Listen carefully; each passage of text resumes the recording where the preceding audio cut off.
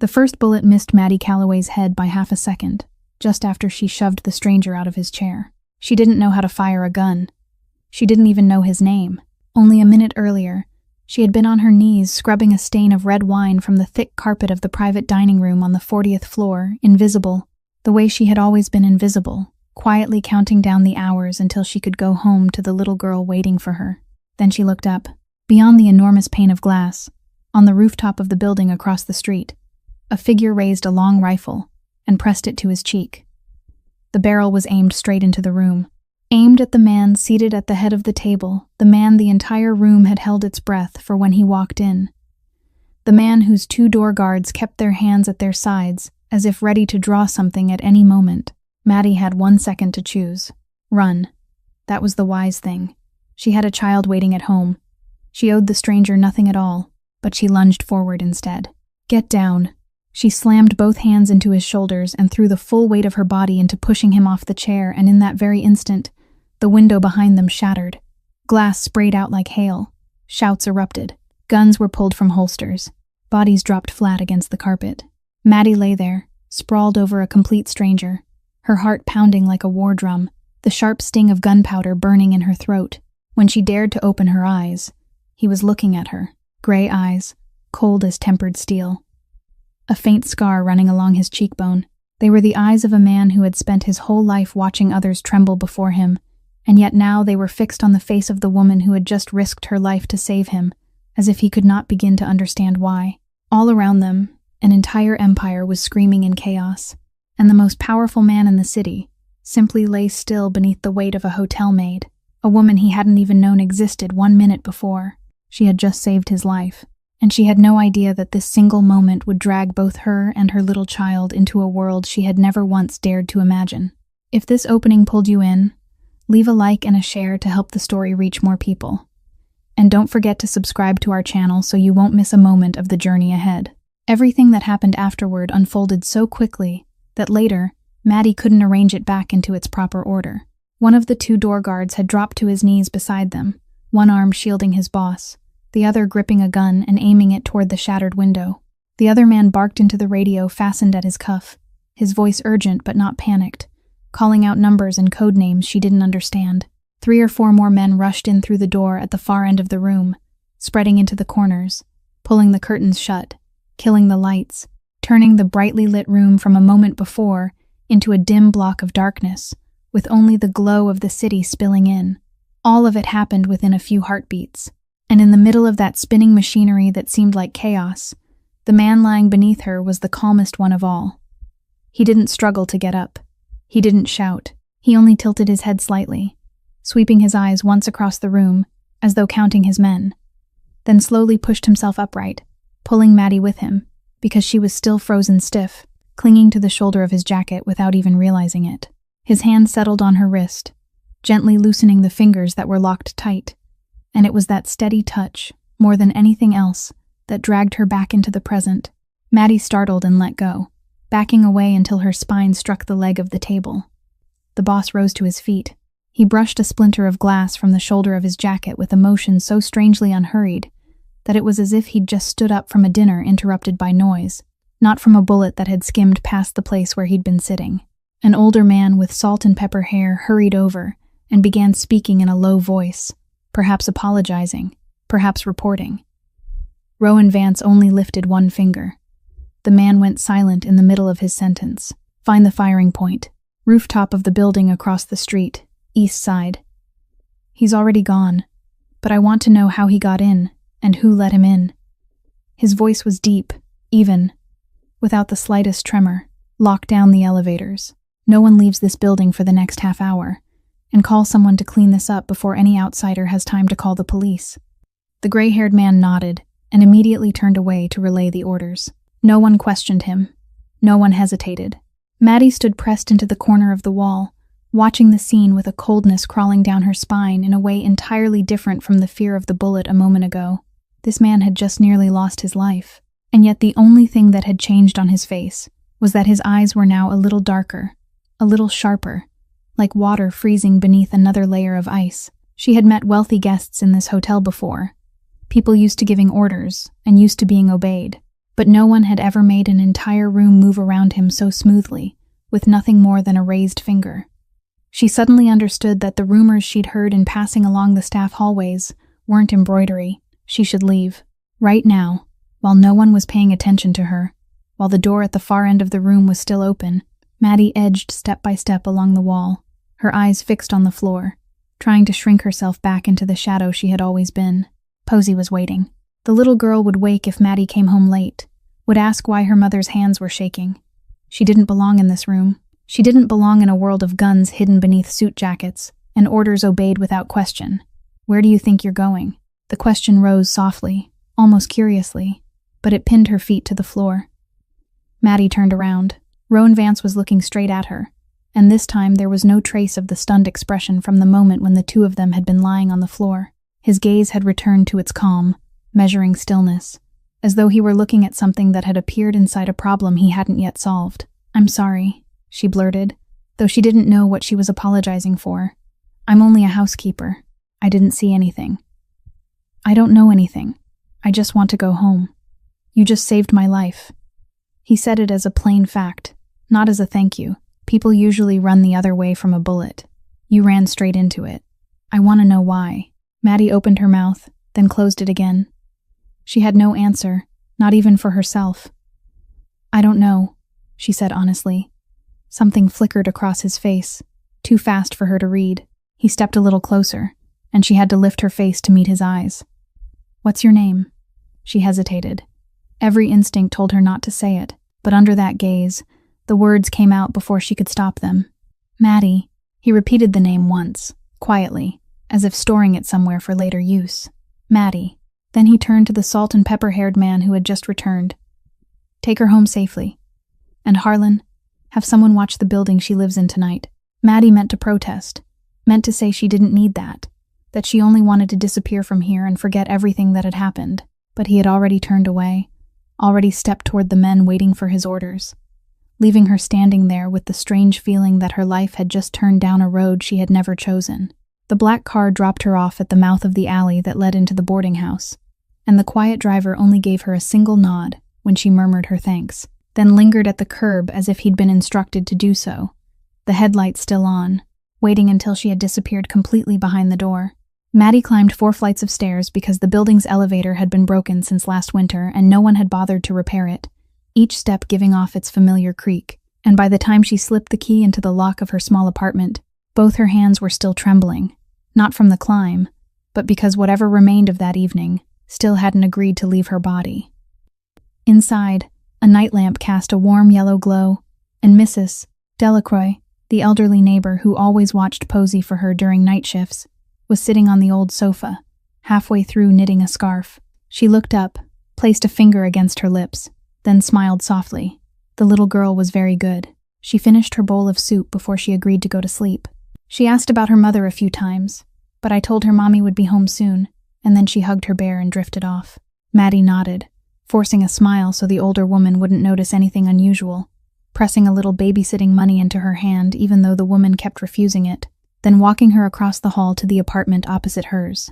When the door closed and the room held no one but her, Maddie finally let herself lean back against the wall and release a long breath, feeling as if she'd been holding it for hours. She stepped quietly toward the half-open doorway of the bedroom.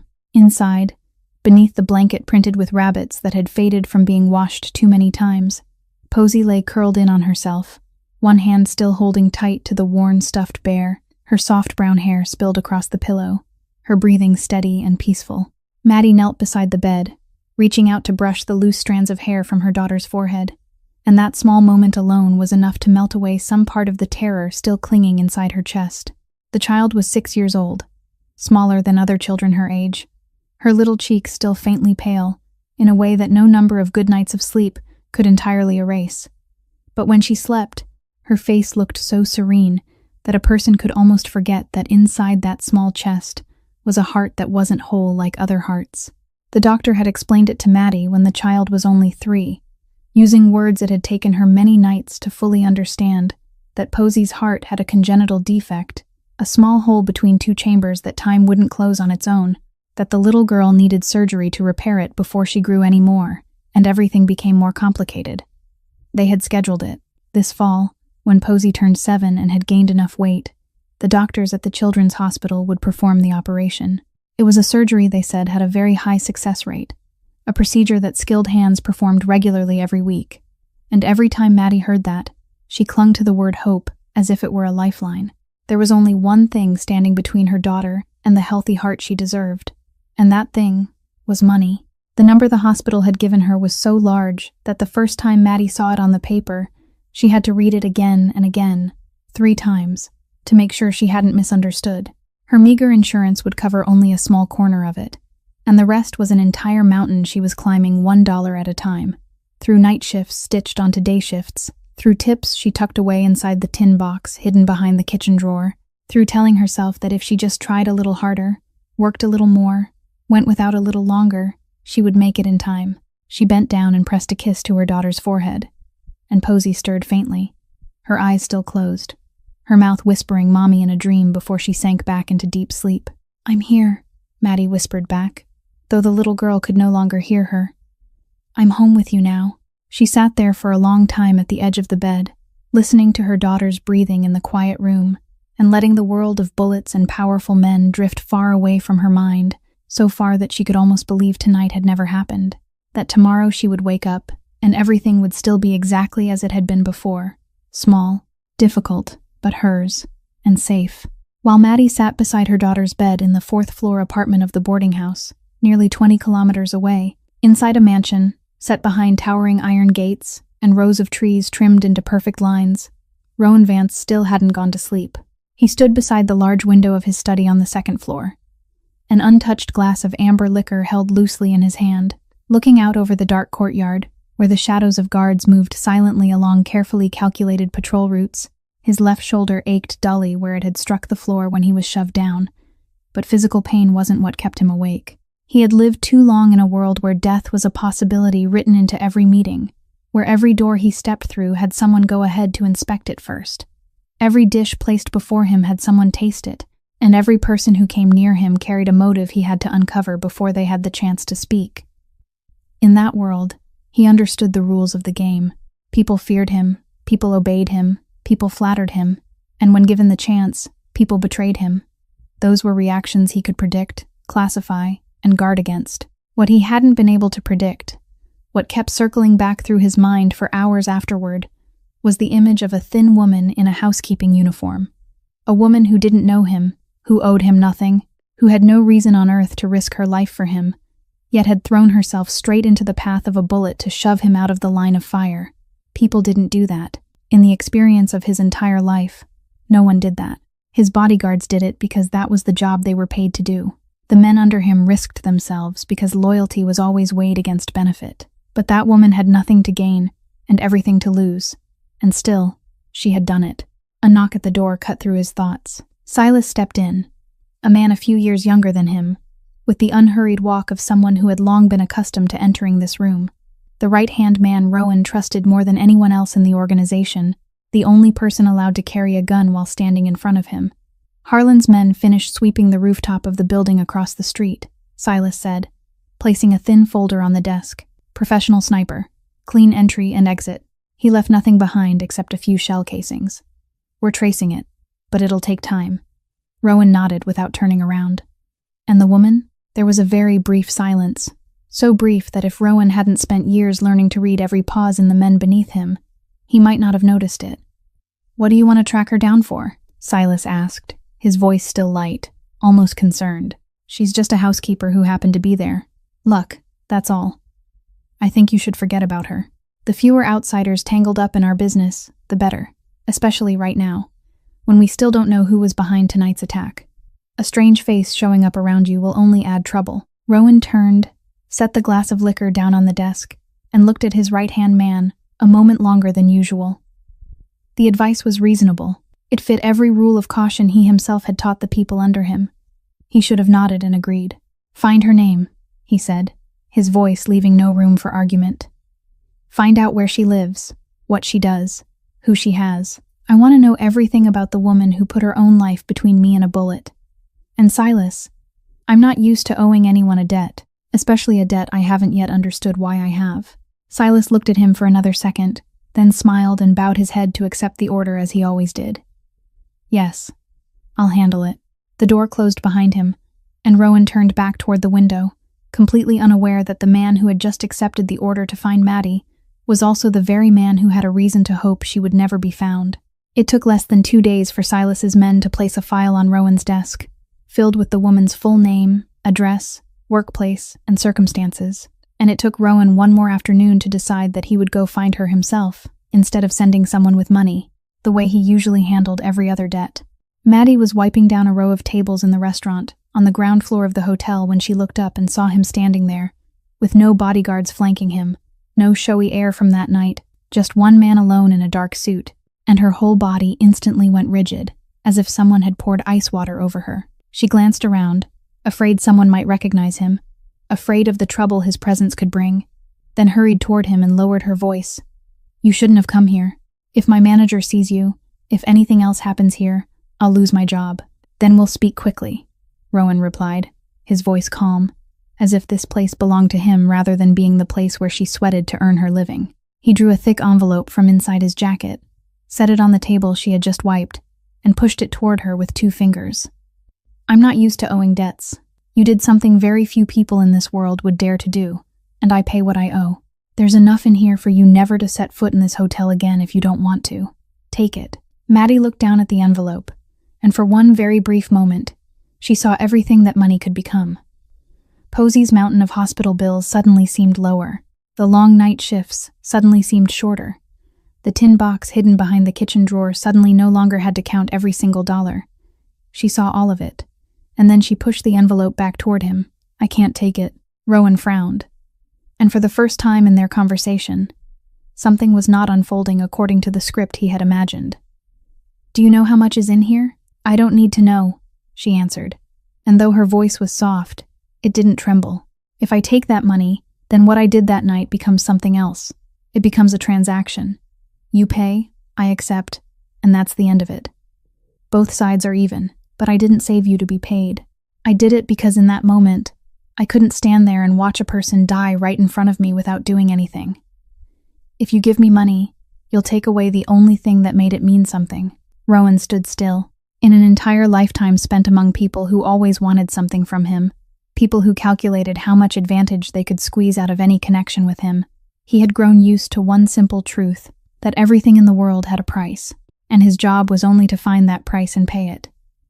People sold loyalty, sold silence, even sold dignity, as long as the number was high enough.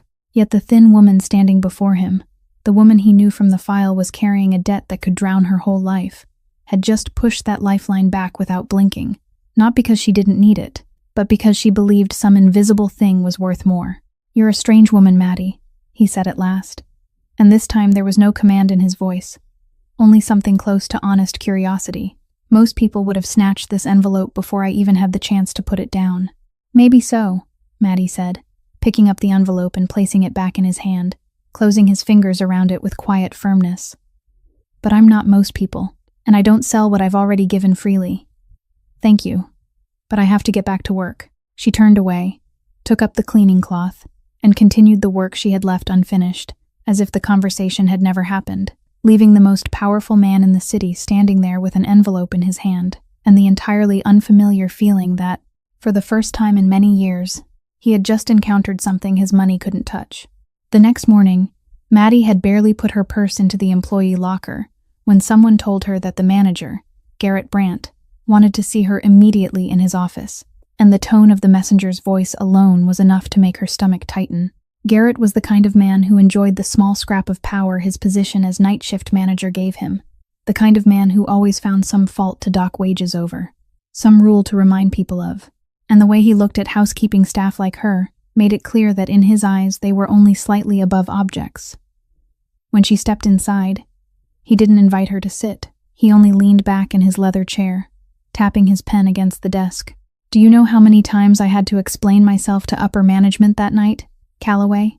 He began, his voice dangerously smooth. A shooting inside a private banquet room of this hotel. The police were almost called. If the press had caught the scent of it, this whole hotel would have been finished. And you, a housekeeper, were right in the middle of the storm, running straight toward the most important guest of the evening. "I was only trying to help," Maddie said softly. "Someone was trying to shoot him. I couldn't just stand still." "Help," Garrett laughed, a laugh with no warmth in it at all. "Who do you think you are? Your job is to mop floors and change bed sheets, not play hero. Do you understand that because you caused a scene, the entire night security procedure is now being reviewed? And your name is sitting there in every report." He leaned forward and lowered his voice. "I could have fired you immediately, but I'm going to be generous. Starting this week, all your night shifts are cut. You'll only have day shifts left, and 1/3 of your pay will be deducted for the next 3 months as compensation for the trouble you caused. If you don't like it, that door is always open." Maddie felt her face go cold. Cutting her night shifts meant cutting away the night differential that made up the largest part of her income. Taking 1/3 of her pay meant the tin box behind the kitchen drawer would stop growing heavier. It meant the fall she had been counting down to day by day had suddenly moved farther away, beyond her reach. She thought of Posey, of the surgery date written on the hospital paper, of her daughter's pale face while she slept, and she had to clasp her hands together tightly to keep her voice from breaking. "Mr. Brandt, please. I need those night shifts. I have a little girl. She's sick. I need that money more than you can imagine. I'll do anything. I'll take extra shifts. I'm only asking you not to cut my pay." Something flashed in Garrett's eyes when he heard her plead. Not quite pity, but the satisfaction of a man who had just seen his prey shrink exactly the way he wanted. But then he did something strange. He glanced quickly toward the phone on his desk, as if he had just remembered something. And then his voice changed, becoming harder and, in some inexplicable way, more cautious. "The decision isn't entirely mine, Calloway. There are people higher up than you think keeping an eye on this matter, and they want your name gone from here as soon as possible.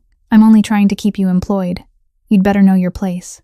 He waved a hand to dismiss her, and Maddie walked out of the office with legs as heavy as lead, unable to understand why an unknown housekeeper like her could possibly concern people so high above her, and never suspecting that Garrett's careless words had just revealed a truth she wouldn't piece together until much later. Rowan Vance was not a man who missed information, and the fact that a woman who had just refused a fortune from him was now being squeezed by someone else because of the very night she had saved his life was the kind of information that would not stay out of his ears for long. His men had still been quietly watching the building where she lived, following the order he had given on that first night. And with only a few questions placed in the right corners, he had the whole story about Garrett Brandt, about the docked pay, about the night shifts taken away, about the threat of dismissal. So 2 days later, during the quiet hour of the afternoon when there were few guests, Garrett was sitting in his office when the door opened without a knock, and the man who stepped inside made him spring up from his chair so quickly he nearly knocked over the coffee cup on his desk. Garrett recognized him instantly, not because they had met, but because there were faces anyone doing business in this city had to know well enough to avoid, and Rowan Vance's face was at the very top of that list. "Mr. Vance," he stammered, forcing out a smile. "What an honor. I had no idea you would be stopping by. How may I help you?" Rowan didn't answer right away. He calmly closed the door behind him, pulled out a chair, and sat down across from Garrett without hurry. And it was precisely that lack of hurry that made sweat begin to bead on the manager's forehead. He placed a thin file on the desk, said nothing, and only pushed it toward Garrett with one finger, the same gesture he had used a few days earlier to push the envelope toward Maddie, except this time what lay inside was not a favor. "I'm a man who likes to look closely into anyone who bothers the things I care about," Rowan began, his voice even, almost leisurely. "You have an interesting habit, Mr. Brandt, inflating employee work hours, then pocketing the difference, docking people's pay for faults that don't exist, then recording it as fines. There are also a few cash deposits into your personal account that your superiors would certainly be very curious to know the source of. I could keep reading, but I think you understand my point." Garrett's face went white. He reached out and turned a few pages in the file, and with every page he turned, his hands shook a little more, because inside were figures, dates, and bank statements that no one but him should have known about, arranged so neatly that there was no room left for denial. "What do you want?" he whispered. Every trace of arrogance evaporated clean away. "Not much," Rowan replied. "There's a housekeeper named Maddie Calloway. You cut her night shifts, docked her pay, and threatened to fire her. I want everything returned to the way it was by this afternoon. Her night shifts are restored. Her salary is paid in full, and the portion already deducted is returned as well.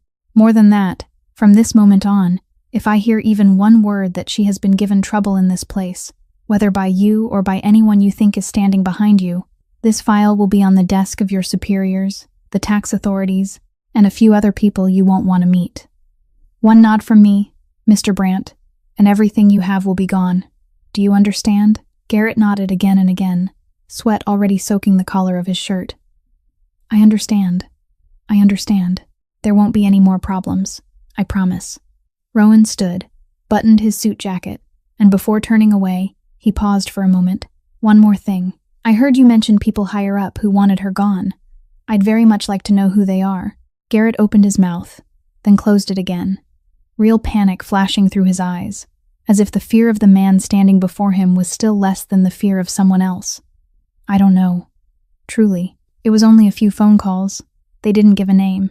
Rowan looked at him for another second, storing that fear away in one corner of his mind, then walked out. And that very afternoon, when Maddie was told that her night shifts had been restored and the deducted pay would be returned in full without a single explanation, she stood motionless in the employee hallway for a long time, unable to understand why, only vaguely feeling that some invisible hand had just quietly shielded her. The fragile sense of peace Maddie tried to cling to did not last even a full week before she realized for the first time that she was being watched. At first, it was only small things, little details she almost managed to convince herself she had imagined. A dark car parked at the mouth of the alley longer than usual. A man she saw twice in the same day in 2 different places. The prickling feeling at the back of her neck every time she walked out of the hotel doors at the end of her shift. She told herself she was panicking for no reason, that after a terrifying night like that, anyone would startle at every shadow. But then one evening, when she had just picked Posey up from Mrs. Delacroix's apartment and was leading her daughter up the stairs, a man she had never met was already waiting on the second-floor landing, blocking the way with a smile that never reached his eyes. Maddie instinctively pushed Posey behind her, one hand tightening around her daughter's small hand, and the little girl, sensing the stiffness in her mother's body, obediently pressed close, without saying a word. "Miss Calloway," the man said, his voice gentle, though every word was cold as stone. "You're a very hard woman to find, but not as hard as you think. I only stopped by to give you a message. That night in the banquet room, you saw things a housekeeper was never meant to see, and you did things you should never have gotten involved in. There are people who would very much like to know exactly what you saw and whom you've told. My advice is that you forget everything. Forget that night. Forget the man you saved. Forget all of it, because a mother has far more to lose than just herself. You understand what I mean, don't you?" His eyes slid down to Posey for only an instant, but that instant was enough to freeze the blood in Maddie's veins, and then he stepped back, nodded politely as if they had merely exchanged a few casual words, walked down the stairs, and vanished into the night. Maddie stood rooted there for a long while, her heart pounding. Then she scooped Posey into her arms, hurried into the apartment, locked the door, slid the safety bolt into place, and sank down onto the floor just behind it, holding her daughter tight, while the little girl asked in confusion if Mommy was all right. That night, Maddie couldn't sleep at all. She had faced poverty, exhausting shifts that wrung her dry, and the worry of hospital bills pressing heavier on her day after day. And she had always managed somehow, always found a way, because no matter how harsh those things were, they threatened only her. But this was something entirely different. This was an invisible hand that had reached the threshold of her home, had looked down at her daughter, and for the first time in her life, she understood that there were dangers. Her hard work and courage alone could never hold back. The next morning, when she had just stepped out the door with dark circles under her eyes from a sleepless night, a familiar car was already parked across the street, and Rowan Vance stepped out as if he had known, as if he always knew. "My men told me a stranger came looking for you last night," he said, and this time his voice no longer carried the distant composure of their earlier meetings, but something sharpened, almost angry, though that anger was clearly not aimed at her. "What did he say to you?" Maddie meant to open her mouth and say she was fine, that she could handle it herself, because that was the answer she had been used to giving all her life. But this time, the words caught in her throat, because behind her, inside that apartment, was Posey, and she no longer had the right to place her pride above her daughter's safety. "He looked at my daughter," she said, and her voice finally broke. "He looked at her. Mr. Vance. I'm not afraid for myself, but she didn't do anything to deserve this." Rowan stepped closer, and when he spoke, his voice had softened into a firm promise. "Then listen to me. I can't erase what you accidentally became part of, but I can protect you and your little girl from it. Let me take both of you somewhere no hand can reach. I know you have no reason to trust a man like me, but right now, I'm the only thing standing between your daughter and those people."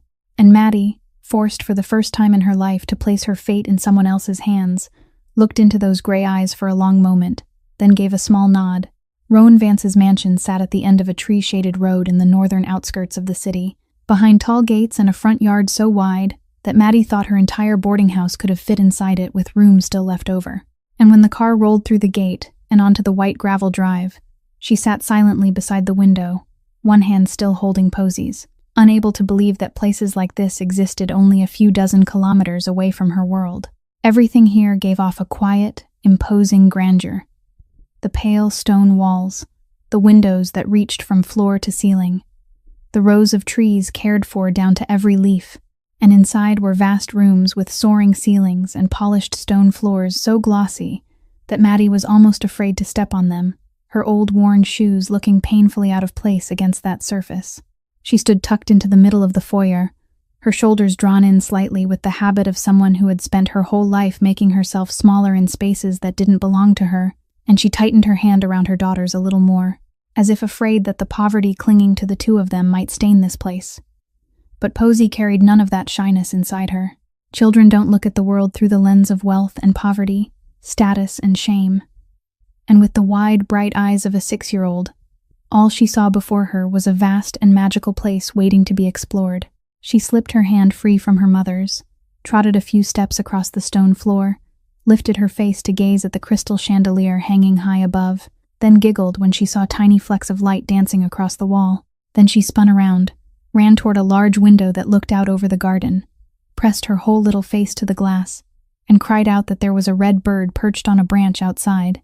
Rowan, who had just entered the foyer after giving his men a few instructions, stopped at the threshold and watched the scene with a strange expression, as if he didn't know what to do with such a small, carefree creature running through a house that for so long had echoed only with the footsteps of armed men and whispered conversations about power and calculation. Hearing his footsteps, Posey turned to look at him, and instead of being afraid, the way every adult she had ever met had taught a child to keep her distance from strangers, she simply tilted her head and studied him curiously for a moment, before giving him a radiant smile. "Mister, your house is so big. Do you keep that red bird out there? It's so pretty." Rowan opened his mouth, then paused, and for one moment, the man who always had an answer ready for every situation suddenly seemed unsure what to say before a question that simple. "I don't keep it," he finally replied, his voice carrying a rare hesitation. "But it likes to perch in that tree. You can look at it any time you want." Posey nodded, as if satisfied with the answer, then turned back to the window and continued staring at the bird, innocent as though this place had been her home for a long time. Maddie stood there and witnessed all of it. Witnessed the way the most powerful man in the city grew awkward before her daughter. Witnessed a brief softening in those gray eyes that were usually cold as steel, and for the first time since stepping through those iron gates, she felt that perhaps this place wasn't quite as frightening as she had believed. Rowan caught her gaze, and for one fleeting second, between the two adults, without the need for a single word, something was given and received. A quiet admission that perhaps they had both just recognized they were standing before something neither of them fully understood. That night, after Posey had fallen sound asleep in the spacious room that had been prepared for mother and daughter, Maddie lay awake for a long while on the unfamiliar softness of the bed, then finally got up, quietly stepped outside to look for a glass of water. And it was while she was feeling her way through the dark corridors of that enormous house that she found Rowan sitting alone in his study, the desk lamp casting a warm yellow circle of light across his face, a glass of unfinished liquor set near his hand, his eyes fixed on the empty space before him as if he were looking at something very distant, very old. She meant to turn away silently so she wouldn't disturb him, but the floorboard gave a soft creak beneath her foot, and he looked up. "I'm sorry," she said softly. "I was only looking for some water. I didn't mean to bother you." "You're not bothering me," Rowan replied, and he gestured toward the chair across from him. an invitation she hesitated over for a moment before accepting, sitting down on the edge of the seat with both hands resting on her knees. They sat in silence for a while, a silence that wasn't suffocating, but strangely carried something almost familiar. And then Rowan was the one who spoke first, his voice low and slow, as if those words had been inside him for a very long time and had never been spoken to anyone. "Have you ever wondered why I was so insistent on finding you?" he said, his eyes still fixed on the pool of light on the desk. "Why I couldn't simply send you money and forget about it, the way I've done with everything else in my life. I asked myself that question many times, and only recently did I understand." He turned the glass lightly in his hand, and in that moment, his eyes, usually cold as steel, seemed covered by something softer, something more wounded. "I once had a little sister. She was much younger than I was. And back then, I was still young, still weak. Not the man I am now. One night, she was harmed, right in the middle of a crowded place, and I watched an entire crowd stand by and stare. Everyone saw, everyone knew what was happening, but not one person stepped forward. They were afraid of trouble, afraid of being dragged into it, afraid of paying the price for interfering in someone else's business. And while all of them stood there calculating whether they should get involved, it became too late." He stopped, and Maddie said nothing. She only waited quietly, because she understood that there were wounds a person had to walk through alone, wounds no one else could carry for them. From that night on, I told myself I would become a man. No one would dare stand by and watch. A man powerful enough that I would never again have to depend on another person's kindness, because I had learned that selfless kindness doesn't exist, that everyone measures the cost before reaching out, and the price of a human life is often too high for people to be willing to pay. At last, he turned to look at her, and that look made her heart tighten faintly. "Then you appeared, a woman who didn't know me, who owed me nothing, who had a child waiting at home and an entire life to lose, and yet you ran toward that bullet without calculating for even half a second. You did the very thing I had spent my whole life believing no one would ever do, and you did it for a stranger." Maddie felt her throat close, and she shook her head slightly. "In that moment, I wasn't thinking at all, Mr. Vance. I'm not brave. I just couldn't bear the thought of standing there and watching someone die when there was still something I could do. Maybe it's because I'm a mother too. I always think that if one day my child needs someone to save her, I'll pray there's still someone in this world willing to do it." Rowan looked at her for a long time after that, and something in his face softened. The layer of ice he had spent so many years building around himself suddenly cracking along one very small line, just enough for her to glimpse the real man hidden behind all that power. And they both sat there in the warm yellow glow of the lamp without saying another word. But between them, something fragile had just begun to stir, something neither of them yet dared to name. The following days passed in a kind of peace Maddie had not dared to dream of for a very long time, a strange stillness in the middle of her life, where fear still existed but was held outside the stone walls, and inside there was a slower rhythm of living that she had almost forgotten could exist at all. What surprised her most was not the luxury of the house, but the way the most powerful man in the city gradually allowed her little daughter to draw him out of the cold shell he had worn around himself for so long. One afternoon, she went looking for Posy, and found the little girl sitting on the rug in the reading room, surrounded by all kinds of colored pencils, commanding Rowan to color a dinosaur in her coloring book the right way. And the man the whole city feared was holding a green crayon awkwardly in his large hand, a hand used to holding very different things, frowning in concentration as if he were solving a matter of great importance, while Posy sternly reminded him that he had colored outside the lines and needed to be more careful. Maddie stood in the doorway, one hand covering her mouth to hide her smile. And when Rowan looked up and caught her gaze, instead of looking embarrassed, he only gave a small shrug, as if to say he didn't understand how he had ended up in this situation either, and it was that deeply human gesture that softened her heart a little more. Little by little, the walls she had built around herself began to come down too. She found herself telling him things she had never told anyone, about the difficult years of raising her child alone, about the constant fear that lived inside her whenever she thought of Posy's surgery, even about the small dreams she kept hidden, that one day her daughter would be able to run and play like other children, without having to stop and catch her breath. And Rowan, a man used to listening in order to find an opponent's weakness, listened to her in an entirely different way, not to exploit anything, but simply to understand. Sometimes, he told her small things about himself in return, little stories that had nothing to do with power or money, and each one lifted a corner of the man he had kept hidden beneath his suit jacket and steel gray eyes. One evening, when the three of them were sitting together in the garden watching the sunset fall, Posey dozed off on her mother's lap after a day of running and playing, and Maddie caught Rowan looking at mother and daughter with an expression she had never seen on him before, a tenderness mixed with a quiet longing, as if he were gazing at something he had believed he would never be able to reach in his entire life. And in that moment, she understood that something real was growing between them, fragile but true. But even in those peaceful days, there was still a shadow Maddie did not notice, because each time she and Rowan laughed together, each time Posey tugged him by the hand out into the garden, each time that strange warmth spread through the house that had once been so cold, somewhere in a hidden corner, Silas still stood silently watching. His face revealed nothing, but his eyes followed the three of them with a look that was hard to read, a quiet calculation hidden beneath his usual composure. And once, when Maddie accidentally caught that gaze sliding past her, only for an instant, it was enough to send a faint chill down her spine that she couldn't explain. Then she pushed it aside, telling herself she was worrying too much, never knowing that her instincts had just come very close to a truth she was not yet ready to see. While quiet warmth was growing inside the house, Rowan had not stopped for a single day hunting the one who had sent the sniper to take his life, and the information network he had built over so many years finally began returning the first pieces of the puzzle, one by one, until the picture slowly came into focus and made even him unwilling to believe what he was seeing. They traced the sniper through the shell casings left behind, then traced the sniper to the middleman who had hired him, then traced that middleman to streams of money laundered through so many refined layers that only someone who understood the internal workings of the organization in detail could have constructed them. And with every clue they pulled loose, Rowan was led closer to a truth he had been unconsciously avoiding for weeks. The final piece came from Garrett Brandt himself, the man who, after his confrontation with Rowan, had been living in constant fear.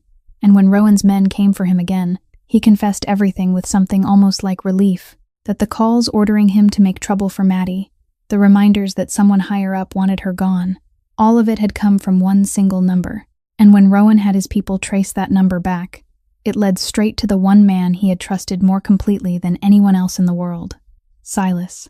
That night, Rowan summoned him to the study, and when Silas entered with his usual unhurried ease, Rowan only silently placed each photograph, each recording, each money trail on the desk, spreading them out like a hand of cards that had finally reached the moment of being turned face up. He watched the face of the man he had once considered a younger brother, looking for even one faint hope that he had been wrong. But Silas didn't deny it. He looked down at the evidence laid bare across the desk, then slowly lifted his head. And what chilled Rowan was not the admission itself, but the calmness on that face, almost relief, as if Silas had been waiting for this moment for a long time. "Do you know what the hardest part was? Standing behind you for 15 years, Rowan?" Silas said, his voice still gentle, though now it carried a bitterness he had kept carefully hidden all this time. "It was watching you take all the glory while I did half the work in the dark. It was watching you make every major decision yourself, walk through every important door yourself, while I remained forever the shadow behind you, reliable, useful, and invisible. I built half of this empire with my own hands, and yet in your eyes, I was still only the man who carried out orders. I didn't want to be a shadow anymore." Rowan stood motionless, and inside the pain of that betrayal was something else as well, a late realization that perhaps, through all those years spent strengthening his power, he truly had failed to see the man standing closest to him, had treated Silas's loyalty as something obvious without once asking what it had cost. "So you hired someone to kill me," Rowan said, his voice sinking lower, "and staged the scene to look like revenge from an outside enemy, so that when I fell, you would become the rightful successor, with clean hands and no suspicion." "It would have been clean," Silas replied, his eyes darkening for a moment, "if that housekeeper hadn't interfered. A variable I didn't calculate. She saved you, and she instantly became a dangerous variable, a witness who could trace the hit back to me. I tried to eliminate her quietly by squeezing her out of the hotel through Brandt, but when you started digging into her life and brought her under your wing, my window was closing. As long as she remained alive, she was a pair of eyes that knew too much." Hearing that, the blood in Rowan's body seemed to freeze, because he understood at once that the threats aimed at Maddie, the shadow waiting on the stairs, the glance that slid over Posey, All of it had been the work of the very man standing before him, and for the first time in the conversation, his composure cracked into something far more dangerous. "You made a mistake, Silas," he said, each word cold as ice. "You aimed at me, and I can understand that. But you aimed at a child and her mother, and with that, you chose your own ending." But Silas only smiled, a smile that made Rowan suddenly understand that this confrontation was nowhere near finished, that the traitor had gone much farther than he had imagined, and that perhaps his most dangerous pieces still had not been turned over. The news came on a morning that had seemed as ordinary as any other morning in the peaceful days just past. When Maddie took Posey to the follow-up appointment the doctor had scheduled in advance, an appointment she had still believed was only a routine formality, until she saw the doctor's expression change as the woman reviewed her daughter's newest test results. The doctor explained to her in a gentle but serious voice that Posey's little heart was having to work harder than it had during previous examinations, that the congenital defect had reached a stage where they could no longer wait until the fall as originally planned, that the surgery needed to be performed soon, within the next few weeks, to make sure the little girl had the best chance to recover and keep growing strong like other children. The doctor reassured her that this was still an operation with a very hopeful outlook, that the hospital team had successfully performed countless similar procedures, and that the most important thing now was simply not to delay any longer.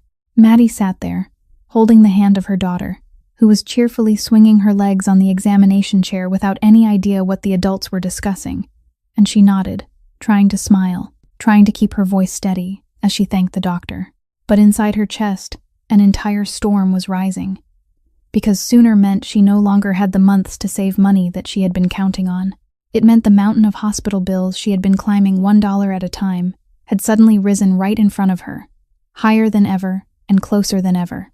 That night, after she had tucked Posey into bed and kissed her forehead as usual, Maddie sat alone at the small table in the room, took out everything she had saved, and counted it again and again, as if somehow the numbers might multiply on their own if she counted them enough times.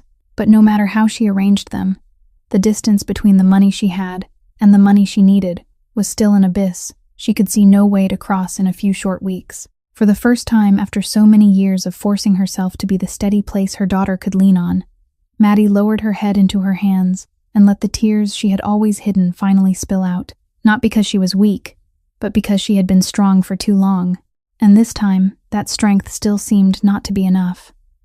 She didn't know that Rowan had been standing in the doorway for some time, that he had heard enough to understand everything, and that the sight of that resilient woman breaking down in solitude had carved something into his heart more deeply than any words ever could. He did not step inside to comfort her. He did not break that private moment of hers. He only quietly withdrew into the darkness of the hallway. And the next morning, when Maddie woke with her eyes still swollen, she saw that Rowan had left early. People said he had matters to handle, and throughout that entire day he was absent. Only once did she glimpse him standing at the end of the hallway, a phone pressed to his ear, speaking in a low, clipped voice to someone on the other end. When he caught her gaze, he only gave a small nod, then turned away and continued the call, leaving her with the vague feeling that something was happening that she could not yet understand, that some invisible gear had begun to turn silently, and she was too exhausted, too drowned in her own worry to try to understand it, never suspecting that at the very moment she believed she was most alone in the middle of this storm, someone had already quietly placed the full weight of himself behind her, carrying part of the burden she had always believed was hers alone to bear. The truth came to Maddie a few days later, not through Rowan's words, because he was the kind of man who never spoke of the good things he did, but through a phone call from the hospital one afternoon while she was sitting with Posey in the garden. The caller was a records officer from the Children's Hospital, her voice gentle as she informed Maddie that the entire cost of Posey's surgery had been paid in full, that the operation had been scheduled with the very top heart surgeon, whose waiting list normally stretched for months, that she didn't need to worry about a single expense anymore, because everything had been completely taken care of by an anonymous benefactor. Maddie stood frozen in the middle of the garden, the phone pressed to her ear, and the person on the other end had to repeat it twice before she dared to believe what she had just heard, because it was too great, beyond anything she had ever dared to pray for, beyond even the mountain she had spent so many years desperately forcing herself to climb. She stammered and asked who it was, who had done this, but the person on the line only answered that the donor wished to remain unnamed. that they had simply been told to pass along the message that the little girl deserved a chance to grow up healthy. And that sentence alone was enough for Maddie to understand everything. Because it was exactly what she had once confessed to Rowan on some quiet evening, that small dream that one day her daughter would be able to run and play like every other child without having to stop to catch her breath.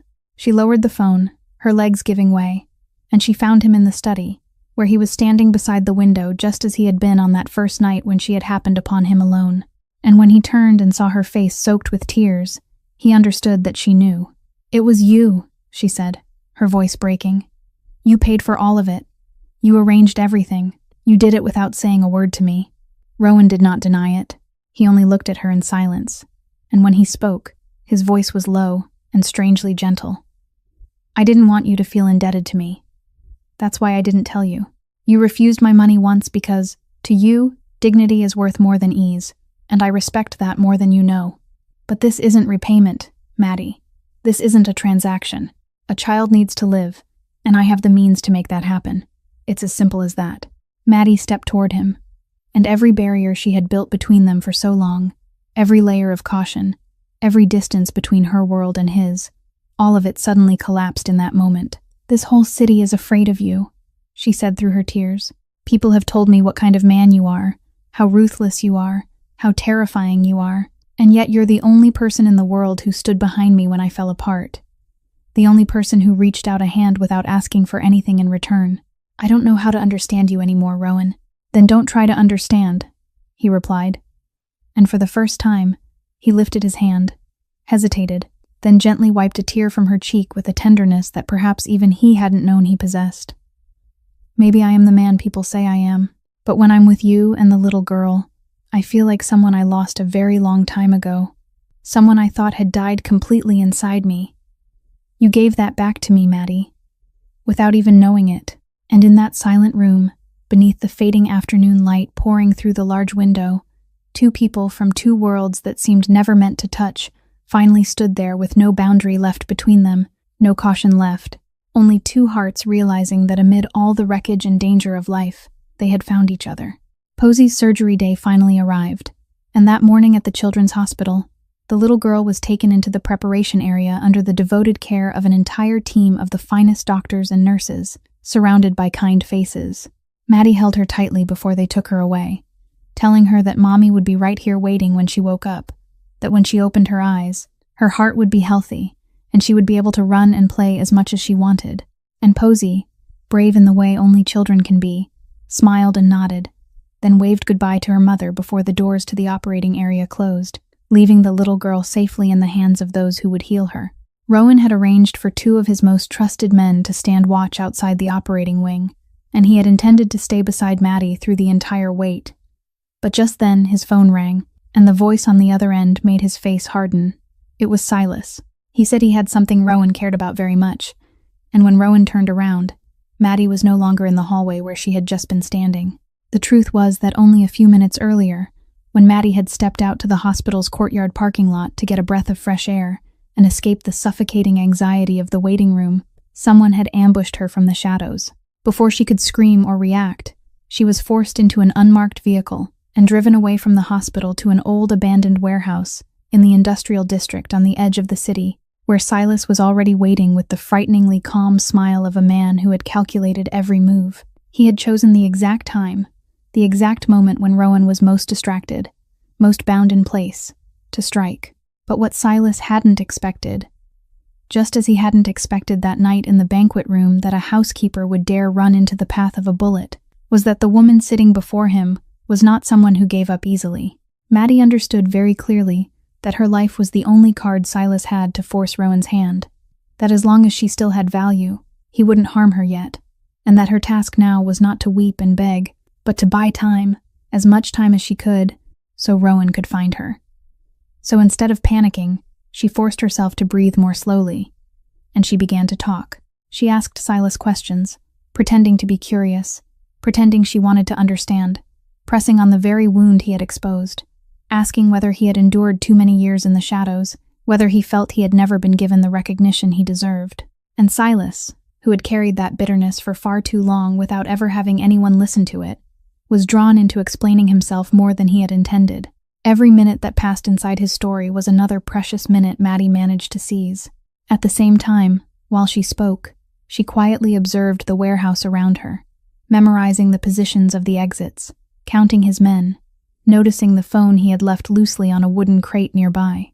And when he became absorbed in the bitter current of his own memories, she skillfully knocked over a stack of empty metal bins nearby, pretending she had staggered because she was afraid, creating a loud crash that echoed through the whole warehouse. A signal, a trace. Anything that might help the people looking for her find this place. "You're stalling, aren't you?" Silas said, his eyes sharpening when he realized what she was doing, though there was still a reluctant trace of respect in his voice. "Rowan really does know how to choose people. You're not like the others. I'll admit that. I'm only a mother trying to survive so I can get back to my child," Maddie answered. And this time she wasn't acting at all, because at that very moment, not far away, inside the brightly lit operating wing of the hospital, Posey's small heart was in the hands of the people fighting to heal it, and the thought that her little girl might wake up and not find her mother there brought a fear greater than any fear she had for her own life, giving her a resilience even Silas had not expected. "Whatever you do to me," she said, lifting her head and looking straight at him, "you should know you were wrong about one thing. You think Rowan saw you as a shadow, but you're the one who turned yourself into a shadow by choosing this path. A person who is truly valued doesn't murder the one who trusted him." Her words made Silas's face darken for a moment, and at that exact instant, from outside the warehouse, came the sound of cars racing toward them. The noise Maddie had deliberately made was not for nothing, because Rowan's men, following the few faint clues, along with the surveillance network he had spread across the city from the day he brought mother and daughter under his protection, had narrowed the search to that abandoned industrial district.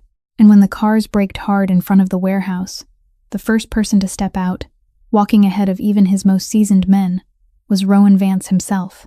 Those who knew him knew that he was a man who never allowed emotion to overrun reason, that his most frightening strength lay in his ability to remain cold as ice even in the most desperate situations. But tonight, thinking of Maddie in the hands of the man who had once aimed a gun at him, something inside him had cracked, and for the first time, the men who came with him saw his usual composure mingled with something far more violent, a fear of loss he had not allowed himself to feel for so many years. He stepped into the warehouse, and the heavy metal door burst open, revealing Silas standing there, still holding the advantage, his men spread out on both sides, and in the middle was Maddie, still holding her head high though her face had gone pale with tension. The moment Rowan's eyes met hers, she saw him give her a small nod, a tiny gesture telling her to stay calm, and then he turned to Silas. When he spoke, his voice had returned to its frightening coldness, but this time, beneath that layer of ice, there was a fire everyone could feel. "You've gone too far, Silas," he said. "I gave you a chance to stop, but you chose to touch someone I will never allow anyone to touch." What happened next unfolded very quickly, with the seamless coordination of men who had spent many years fighting beside one another. Rowan's men spread out into calculated positions, and a struggle erupted inside the warehouse. Shouts, grappling, the sound of bodies colliding in that cramped and shadowed space. Maddie felt a strong hand pull her down behind a large crate, one of Rowan's men shielding her from danger. And from that hiding place, she only managed to glimpse figures moving through the dim light, to hear the chaos rise and then fall, until everything finally ended and silence settled back over the warehouse. When she lifted her head, all of Silas's men had been subdued, and Silas stood there, the upper hand having slipped from his grasp, facing the man he had betrayed. Rowan walked toward him, one step at a time, unhurried, and that lack of hurry was the most terrifying thing of all, because it showed that he was completely in control of the situation, completely holding the fate of the man before him in his hands. The two men looked at each other for a long moment, and in Rowan's eyes there was both the pain of betrayal and the cold decisiveness of a man who had already delivered his final judgment. 15 years, Rowan said quietly. I considered you my own brother. That's what makes this difficult. But you aimed at a mother and a child, and because of that, there's nothing left to say. What happened next, Maddie did not see, because the man protecting her deftly turned her away and led her toward the door. All she knew was that when she stepped out into the cool night air, Silas's story had ended in the way of the world Rowan belonged to, a world with its own rules and its own prices to be paid, and she chose not to look any deeper into it. A little later, Rowan came out after her, And when he saw that she was safe, something in the rigid tension of his posture finally loosened. He strode toward her and placed both hands on her shoulders as if to make sure she was truly standing there, truly unharmed. "Are you all right?" he asked, and in his voice there was still the trembling echo of the fear he had just lived through. "I'm all right," Maddie answered, and then suddenly remembering, she gripped his arm tightly, her eyes widening. "Posey, Roan, she's still in surgery. I have to get back to her. Right now." And without another word, he led her toward the car, because he understood that although tonight's battle was over, Maddie's most important battle was still continuing in a brightly lit room not far away. The car sped through the night at a pace only empty late-hour roads would allow. And the whole way, Maddie sat gripping Rowan's hand, her eyes fixed on the streetlights sliding past the window, her heart torn between the relief of having escaped the warehouse and the gnawing fear for the child lying on the operating table. Rowan did not say much. He only tightened his hand around hers every time he felt her tremble, a steady, silent presence beside her in the hour when she needed it most. When they reached the hospital and ran along the brightly lit corridors toward the waiting area outside the operating room, the indicator light above the door was still glowing, which meant the surgery was still underway, and Maddie sank into the waiting chair, her hands clasped tightly together, her eyes never leaving that closed door. The minutes passed heavily, as if time itself had thickened, each tick of the wall clock sounding like a drumbeat in the silence of the waiting area, and Maddie found herself praying, silently and desperately, with everything left in her exhausted heart. She prayed for that door to open with good news. She prayed for the small child she had sacrificed everything for to be returned to her whole. Rowan sat down beside her, and though he was not a man accustomed to words of comfort, he still slipped an arm around her shoulders and let her rest her head against him. And in that moment, as two people held their breath together and waited, every distance between their worlds disappeared completely, leaving only two hearts turned toward one small life behind that door. Then at last, after what felt endless, the indicator light went out, the door opened, and the surgeon stepped out, still wearing her surgical scrubs. She pulled down her mask, and on her tired face was a smile, the kind of smile Maddie would remember for the rest of her life. "The surgery was a complete success," she said, and those words seemed to throw open another door inside Maddie's chest. "Her heart has been repaired now, and all her numbers look very encouraging. She's a strong little girl. She'll need time to recover, but I believe she'll grow up healthy and be able to run and play like any other child. You may see her when she wakes up." Maddie burst into tears, this time not tears of despair or fear, but tears of a happiness so vast her heart could not contain it. And she turned to Rowan, burying her face against his shoulder as she sobbed, while he held her tightly, and if she had lifted her eyes to look, she would have seen that even in the steel-gray eyes of that man, there was a rare glimmer of something bright.